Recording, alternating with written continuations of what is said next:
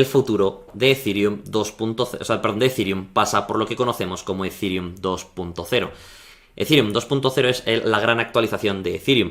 Decíamos que, bueno, a día de hoy tiene un rendimiento de unas 15 transacciones por segundo. Bueno, pues el propósito principal de esta actualización es aumentar el rendimiento en cuanto a transacciones dentro de la red hasta más o menos el orden de las 100.000 transacciones por segundo. Esto es un poco lo prometido, no se sabe si van a llegar como tal a 100.000 transacciones por segundo o si se van a quedar, por ejemplo, en 80.000, pero bueno, más o menos la verdad del cambio es bastante significativo. ¿Y cómo van a hacer esto? Bueno, pues dividiendo la carga computacional en distintas cadenas de bloques que se ejecutan de forma paralela, ¿no? Lo que es el parallel computing, que es un concepto informático también muy importante, a través de lo que más en concreto se llama sharding, que en español es una traducción de fragmentación, ¿no? Los shards, que son los fragmentos, bueno, comparten un mecanismo de consenso común que está basado en la prueba de participación, es decir, ya aquí hemos pasado de la prueba de trabajo que teníamos antes a la prueba de participación y, como digo, se ejecutan de forma paralela, que esto vamos a comentar ahora. De hecho, esta actualización está dividida en 3 fases. La primera fase, que bueno, tuvo lugar el 1 de diciembre de 2020, es lo que se conoce como la Beacon Chain. Esta Beacon Chain es una blockchain que, como digo, utiliza una prueba de participación que es la encargada del consenso y de la coordinación central. De hecho, podéis ver aquí en rojo que realmente todas las shard chains, ¿no? Todos los fragmentos, que de hecho, aunque aquí pone 100, esto está mal, o sea, realmente solo va a haber 64 shards, al menos en principio. Entonces, estos 64 cadenas de bloques que se ejecutan de forma paralela, o sea, cada uno va a su rollo. Después, cada X tiempo, existe un mecanismo de consenso y de coordinación del cual se encarga la Beacon Chain. La siguiente fase es The Merge, que probablemente sea la fase crítica y la más importante de todo esto. Inicialmente, aunque la han retrasado varias veces, pero en principio está programada para el tercer trimestre de este mismo año. Y básicamente aquí lo que hará es juntar la Beacon Chain con la red actual de Ethereum, pasando desde un Proof of Work a un Proof of Stake. Como podéis ver aquí, literalmente, a día de hoy, la Ethereum Virtual Machine se sigue ejecutando, ¿no? Lo que podríamos llamar Ethereum 1.0, aunque está mal dicho.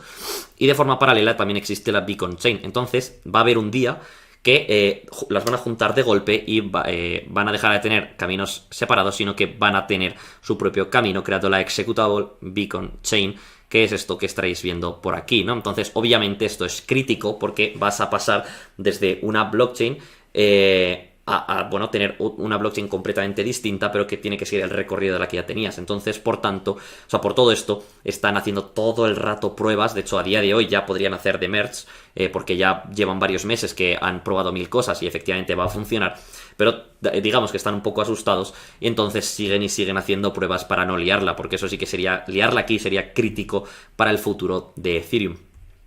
Y la siguiente fase es lo que se conoce como las Shard Chains, que está programada para 2023. No tenemos una fecha concreta todavía. Entonces, esta es lo que permitirá la ejecución de los shards de estas 64 cadenas de bloques distintas, ¿no? Porque esto en Demerge no lo vamos a tener. En Demerge vamos a seguir teniendo únicamente una nueva versión de la EVM, ¿no? Pero vamos a tener únicamente una sola blockchain lineal y no vamos a tener, perdón, lo que es computación paralela. Esto llegará con las Shard Chains, ¿no? Con las cadenas fragmento, en las cuales la carga computacional se dividirá en 64 shards diferentes, que, bueno, son estos que estaréis viendo por aquí, y como os he contado, pasan por la capa de coordinación, que es la Beacon Chain. Y además, la cadena actual de Ethereum, ¿no? La versión 1.0 de la EVM, será uno de estos shards, es decir, pues yo que sé, el shard 1 será la EVM normal y corriente, y luego tendremos otros 63 shards diferentes que van a tener pues también su propia carga y su propia ejecución.